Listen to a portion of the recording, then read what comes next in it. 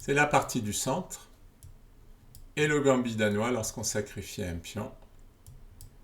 Les blancs en sacrifient un deuxième. Cavalier F6 pour attaquer le pion. Nous avons vu dans une autre vidéo ce qui se passait quand le pion poussait. Et cette fois, ils vont défendre avec un cavalier. Les noirs clouent le fou avec la menace cavalier prend E4. Les blancs défendent le cavalier, mais sacrifient le pion. C'est un vrai sacrifice. Troisième pion qu'il ne faut pas prendre. Puisque maintenant les blancs roquent, qu'est-ce qui se passe? Les blancs ont mis le roi à l'abri, ont sorti toutes leurs pièces. Les noirs n'ont pas roqué, ils ont le roi au centre, ce qui est dangereux. Et deux pièces qui n'ont pas bougé et qui ne sont pas prêtes de bouger, surtout le fou. Donc là, ça fait beaucoup quand même de compensation pour les pions. Les noirs essaient d'échanger pour jouer la finale, évidemment. Là, il y a quand même une menace qui va être tour E1 suivi de dame E2. Donc les noirs roquent pour mettre le roi à l'abri. Cavalier D5, qui gagne un temps en attaquant le fou et en faisant jouer le fou sur la diagonale.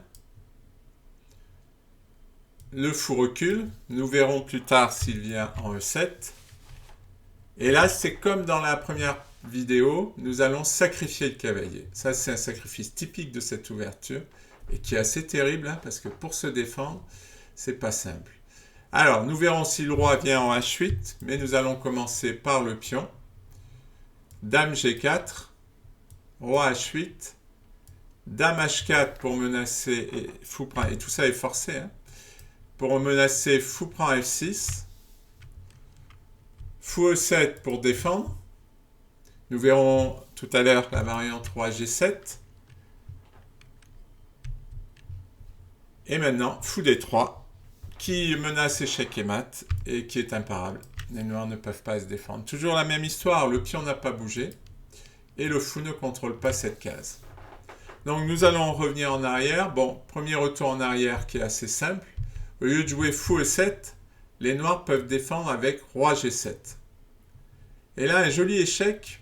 Le pion est cloué, donc il ne peut pas prendre. Et on rapproche notre dame, c'est-à-dire qu'on lui bloque les cases de fuite. Roi H8 est forcé. Fou prend F6 gagne la dame, mais pas seulement, puisque ensuite, nous gagnons le fou. Et cette fois, nous avons la dame, les deux tours et le fou. Nous avons dame contre cavalier. Alors, je vais revenir en arrière. Donc voilà, les noirs viennent de jouer fou C5 et c'est le moment du sacrifice.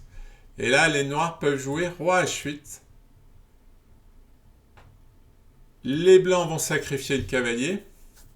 Bon, si on suppose que si la tour vient là, eh bien, ça va être désastreux puisque le fou attaque ici. On va venir avec la dame. On va menacer un échec à la découverte. On va menacer le pion. Enfin bon, ça va être un désastre. Donc les noirs choisissent de prendre. Dame échec. Roi G8. Et un très joli coup final qui est dame G6. Le pion ne peut pas prendre parce qu'il est cloué. Et la dame menace dame prend G7 avec mat. Et c'est indéfendable par les noirs. Allez, encore un retour en arrière.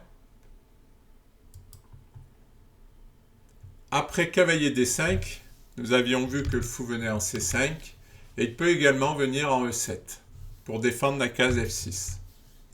Les blancs échangent. Et on voit bien quand même que la paire de fous braquée sur le roc, bon, on l'a déjà vu dans les autres variantes, hein, ça posait énormément de problèmes. Mais même visuellement, sur cette position, ça se voit que les blancs vont avoir de l'attaque.